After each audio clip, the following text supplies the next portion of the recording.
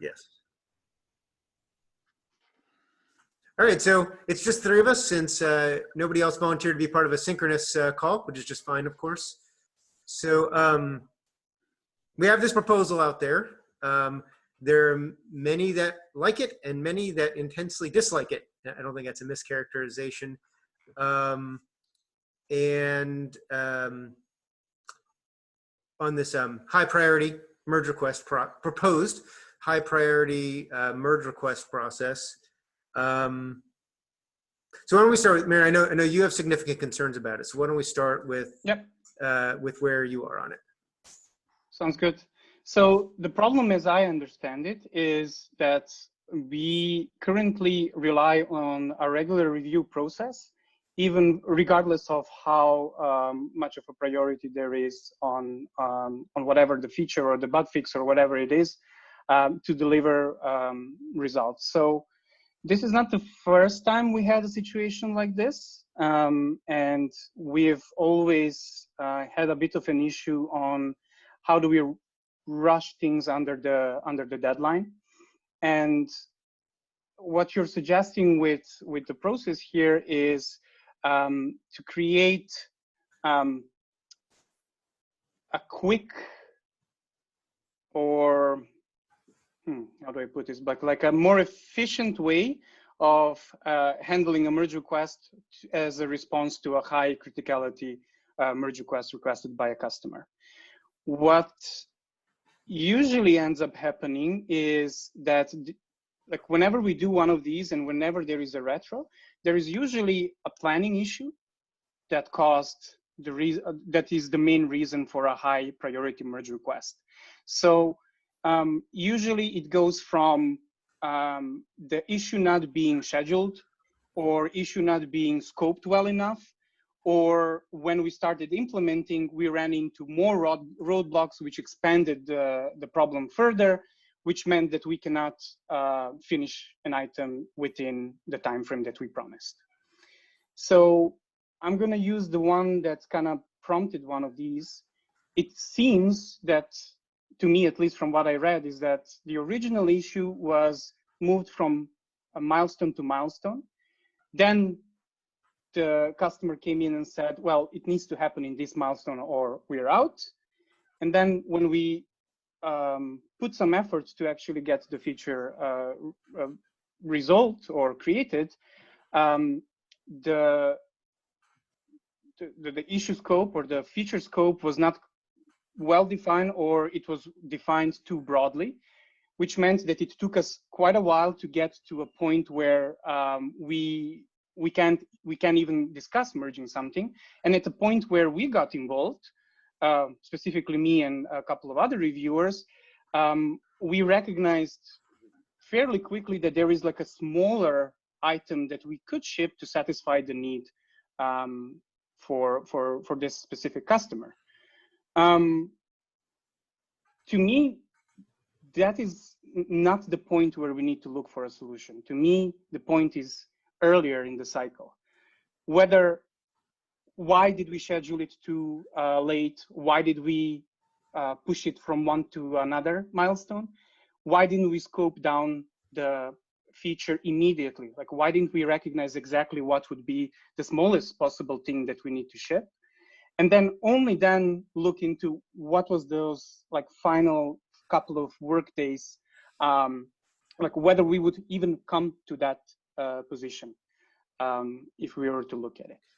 So, sorry, I just wanted to finish like very quickly. So that's why for me, the process as it is written right now is so large and complex, and it is so easy to abuse it and push the problem on the end of the pipeline instead of trying to resolve it somewhere at the beginning or the middle of the pipeline. And that's why I'm approaching this, like, I don't know whether it's very strongly, but I don't believe this is a solution that we should be trying out first. No, it's great. Great summary and insight on this the particular item where that spawned the idea for this. Although there were other items in the past, we're worried about other ones in the future where we might. stress the word might want a process like this. So in this particular one, it was actually in process for, I think the work on it started about 4 to 6 weeks before the end of the 12.10 release. And that's kind of, in hindsight being 2020, that was a yellow flag right away that it took that amount of time to do the work. And it's not that the developer working on it was, inefficient or anything. It was just, the scope was too large. The scope initially was, that is what product management said was needed to go live on the feature that was a critical portion of. And it's a one-time migration job. So we had trouble figuring out how could we do it more iteratively if it's going to run once per project, both in GitLab.com and self-hosted customers, and then it's never run again. And we couldn't release it iteratively and have it run in production because it would have only done part of the job. As you said, as well as the team discussed, can we make this, and actually I think it was the original author that came up with the idea that say, I think perhaps they said the scope is this big, it was moving all vulnerability data historically, and that's a particular concern from the maintainers, as it should be because of the high load it can put on the database and causing potentially instability for GitLab.com and large self-hosted customers. So that was a very valid concern. Said, okay, I think what the author says, I think we can actually do a subset of the work. Previously, product management was not in favor of that as a minimal viable change. And with where we were at, we said, okay, product management, some customers would be unhappy with not migrating all the data, but to try to get this one over the finish line anytime, whether it was the 12.10 release or future releases. We discussed with the product manager, and they were good with reducing the scope on what the product management requirements were, which lowered the load, which made the merge request. We rewrote it, as you know, to be much smaller in scope, which made it easier to review, lower risk of quality issues, and also because we were moving less data, migrating less data, lower risk of causing instability issues for GitLab overall, which was definitely something we needed to track. In hindsight, being 2020, when we saw that MR, when going back and forth many times, so when the developer was working on it for a very long time, that's not necessarily a bad thing, but it's kind of a yellow flag to look into. So and then when the back and forth between the author and the maintainers, and there were different maintainers involved over time based on the different domains and people's vacation time, et cetera, is we should have earlier said, what, let's revisit it. Not 3 days before the deadline for 12.10, 3 or 4 days before, but perhaps weeks before. And that's part of the retrospective is not only doing that in general for the team, for my team that developed this MR, this merge request, but also in general of a way to detect when that trend is occurring on any merge request and letting people know about it. Not that it is necessarily a problem or they must act, but that saying, hey, when we see a trend like X or a trend like Y, take a step back. And so that will help to avoid the specific situation, some of the specific situations that occurred with this merge request. The concern is that even if we do that, this kind of situation may happen again where... Are we optimizing that for a problem that we don't know whether the first part is going to be resolved with? Sorry, let me repeat this a bit better. No, I'm thinking about, it makes sense. I'm just thinking about it. So you're saying we don't want to implement this, we don't want to look at the trends, look at how this is working, only because we also want to implement the high priority merge request process because we know it's going to happen again. Oh no, we're definitely going to do the optimizations I just discussed. Absolutely, we need to do that, period. So why don't we do that and then measure and see again? So we can. The concern about that is when we discussed it in Christopher's staff meeting, amongst those on that report to him, and also there were some comments in the issue from some others saying this kind of thing could happen again. And So the specific causes of it happening in this case that spawned the idea for this high priority merge request, let's say we do great changes to avoid those specific things happening ever again, which would be great. That's a big goal to have, but we can aspire to do that. There could be other things where we don't have a process or the process is not effective to detect things that are going in this direction, where we might want or need a high priority merge request process. And then we're going to be at if that happens, and there's concerns that it will, based on other things that have happened in the past, unrelated to the vulnerability migration one, and there's concerns about it in the future, then we'll be at the state of theoretically, we have a merge request. We really want to get into a certain release, and things happen that made it so that we didn't avoid that from happening early enough to be able to circumvent the process and take a pause on it and figure out a different plan. And it might be something where we say we need something for that's very important, for example, for meeting revenue IACV needs. It's one of the OKRs all the way up to the CEO level or something like that, and say, okay, we have something like that happen again, theoretically, in the future. And well, we will definitely do a retrospective to avoid it. That won't help us at the current time. And then we'll be at the choice of, well, we can either, for example, not meet that financial goal, or we can ad hoc try to run a high priority merge request process without having something documented in advance. And the concern is that if we don't have something that we talk about and debate, and there's been really good debate on this one in advance, that we'll potentially, and I'm going to work my hardest to make sure anything on my teams never trigger it, right? I can't guarantee that, but I'm definitely, so very important. But without a documented process to follow that we talk about and kind of make in good shape in advance, we'll be in this ad hoc mode again in the future, potentially. And it may have the same impact on the people, causing, do we do the financial goal, or do we, do this thing ad hoc, which creates significant stress for everybody involved. That's the reason for this merge request. I follow that train of thought. Like I understand where you're coming from.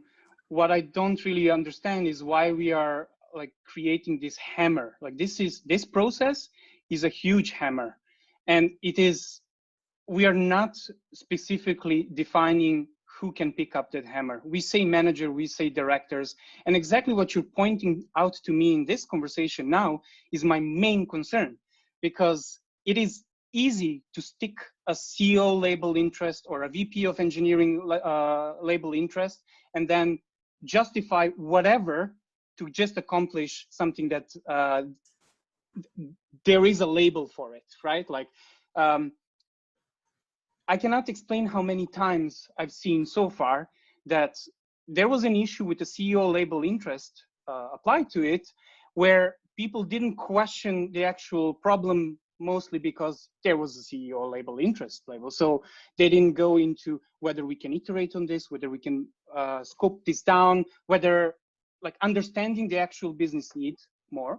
And then on the other side, what I see is when some of these decisions get made by people that come from a higher level position, it's really hard to push back on. Like it is almost impossible to push back on, which then creates another level of stress at that level, where if I fail at delivering this, that might reflect bad on me. So I'm just gonna do whatever it takes to not fail on this, which means lower security, lower availability, lower everything that you are trying to protect against. And then ultimately you pay the cost somewhere further down the process, because now you got it out of your queue, right? Like you merged it. Now it's release's problem, whether this is going to be deployed. Or now that the release deployed it, now it's infrastructure's problem, because availability is their problem. And you see what I'm going for? Like the more to the right this process this process or one like it did have, and could in the few, which we did ad hoc, and could have negative unintended side effects. Yep. And like you mentioned, like pressure, which we definitely did not intend with this one, but pressure to approve Yep. before things were ready from a quality perspective, which we definitely did not want to see happen, or pressure to prioritize work over family and friends and health, especially in times of COVID-19. We tried to make it clear to do not sacrifice those things, but just because where it was coming from, people may have felt conflicted about that, and that is definitely was intended. We didn't want to sacrifice any of those things. So I definitely get your point. It can have negative unintended consequences that could create a bigger problem than the one we're trying to solve in the first place. Exactly, and this is exactly what would have. Can I interrupt real quick? Yeah, sure. Thanks. Let me just. So you said a couple things in there, and I hate to use analogies because we try to get away from analogies, but you referred to this as the hammer process. What I haven't seen is like a proposal around what I'll call the screwdriver process, which whatever it is we think is the right thing.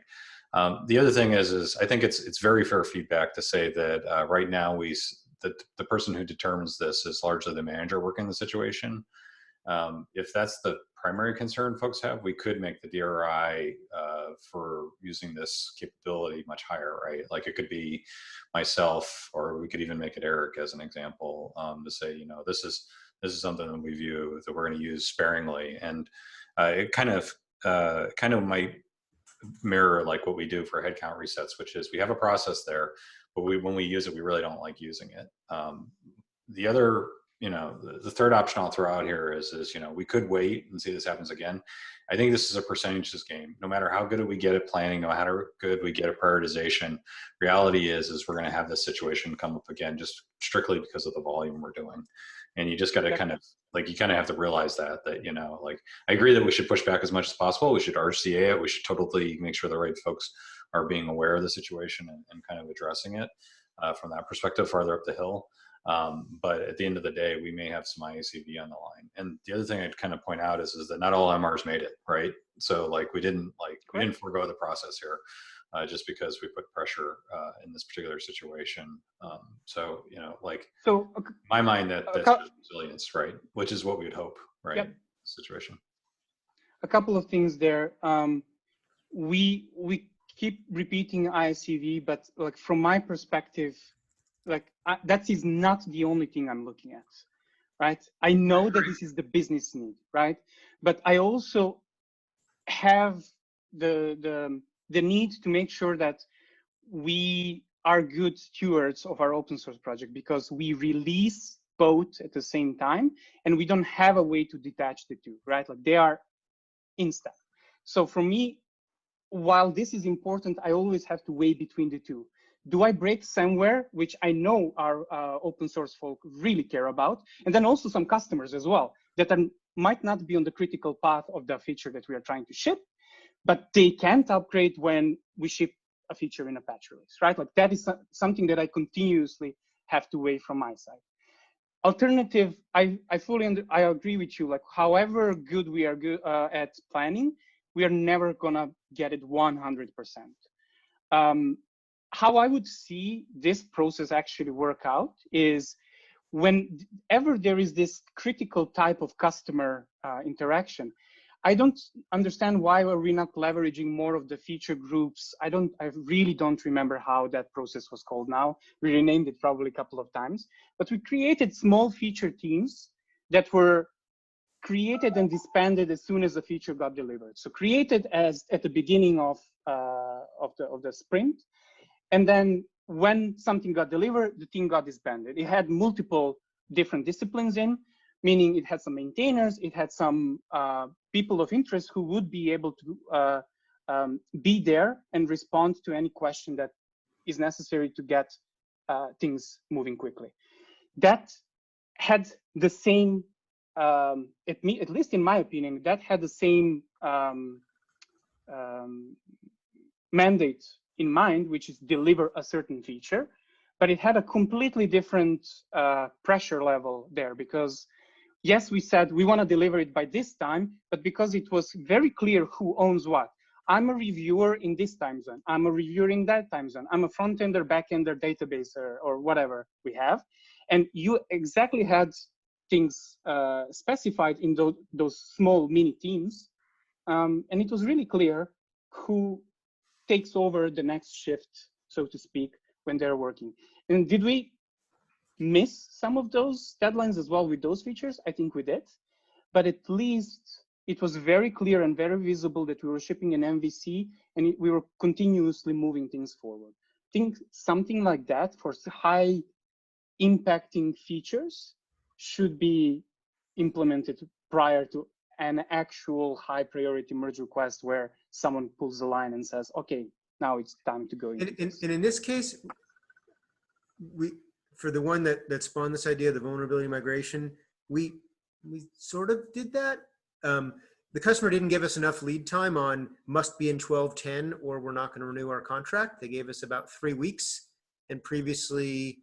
Yeah, but I think Marin's point is you'd start 3 weeks back with Yes. getting the maintainers lined up. I think that's fair feedback, right? Is like rather than treating this as with a week to go, we're gonna apply pressure. The thought process is that 3 weeks back we basically kind of adjust on it, right? And basically exactly. To get the maintainers. I think that's fair feedback. Like we knew ahead of time. So like, the question is when to engage, and I just want to be respectful of everybody's time, because you said it's more efficient. I don't actually think it's more efficient. I think it's faster. There's a big difference between those, right? Efficient is that everybody's getting what they need done. Faster says we're getting something very specific done at the cost of other things, right? And that's the one thing that that's why I want to see this used sparingly. I just know that we're going to have these types of discussions at some point, right? Cool. For certain key features, and what's the bar? I have a gut that says, the bar is money's on the line. I get the aspect of we have other customers and other considerations. I totally agree with that, by the way. But those are some of the situations that we need to make sure that we kind of line up from that perspective. So are you saying you would be acceptable if we just change this to be more of we get them engaged earlier in the process, even before MRs are completed, as an example, from that perspective? Yeah. You define exactly who is going to be your reviewer based on the knowledge, whoever is on that critical path. You define it earlier, and that automatically becomes a high priority merge request because you're already in that group. If you're already in that group, that indicates that it's a high priority anyway, and there is someone who is driving the feature itself. So you have all the stakeholders involved early on, and then we will come to a situation where that is going to take time, but then it's going to be easier to understand what are the blockers, so you can earlier split off if necessary, or communicate with the customer if necessary, and so on. Wayne, what do you think about trying that? I mean, like, this is, we did it ad hoc. We got a lot of visceral reactions, so we want to prevent that in the future, to be very clear on that point. I'm willing to experiment on this one just because I feel like I don't think that's an unreasonable request because it sets everybody up for success in my book. I like it. And in the case for this one, the maintainers were involved earlier, or earlier. It's only because this one merge request was going on for a long time, but we didn't tell the maintainers until the week of the. Yeah. Basically, we're moving it back 2 weeks. Like when we start on this, it would have been much better to go back as soon as the customer told us, hey, let's let the maintainers know as well. I like also the idea of making this only you, Christopher, can make the call on something on this, so that we have good controls over when it should be. When it should be done versus not. And lastly is I've been responding to a lot of the feedback, which has been great on the merge request, and editing it and taking people's feedback and often adding more details because, person X is worried about thing A and person Y is worried about B, and it's gotten too big and it's gotten too prescriptive. So I think a much simplified version of it, is in order as well. So senior director of dev approval, much simplified process, and also specifically highlighting to involve the maintainers as early as possible, I think would be key. And then you also indicate that whoever is in that group, right, that was approved, automatically has that as their one of the top priorities that they have to do because they are in that group, right? And then it's not a high priority merge request 2 days before the deadline. It is a high priority merge request that is a team effort to try to deliver under the certain deadline. I like it. I will make And sure then to highlight that too. you keep the same code review process, same standards that we have right now, and you don't circumvent anything. Either definitely not intentionally, and don't circumvent anything, especially unintentionally, due to not what's written, but by people reading between the lines and assuming they should be doing things that was not intended, but that they get the impression they should do when that's not what we wanted to see happen. So I think that's great. Hey, can I just say thank you to both of you? Wayne, thanks for taking this on. I know this hasn't been the easiest task I've asked you to do. And Maren, thanks for the candor and feedback. I really appreciate it because this is how we make things better and make sure that it's acceptable to everybody involved. So I really appreciate both of you working on this with me. You too. Thanks for reaching out. Really appreciate it. Awesome. So what I'll do is, I'll of course post to her, I'm going to abandon the current MR and start a new one based on what we discussed, and just post in there a comment with a link to the new one for folks that want to review the new one with the simplified process and the other things we discussed. Post the recording as well, please. Yes. I need to drop out. Feel free to proceed with how you're going to proceed. Okay. All right. Thanks. Have a good one. Bye. Are you good with that, Christopher? Yeah, the only thing I worry about is if anybody was keeping that on their hot list, they might not see the comment about where the new pointer is. So we may just want to put in that we can review the new MR associated with it, just so that, multimodal communication. You can review an Eng Manager's channel. Yeah. Sounds good. Thanks, Christopher. Appreciate it. Appreciate it. Cheers. Bye.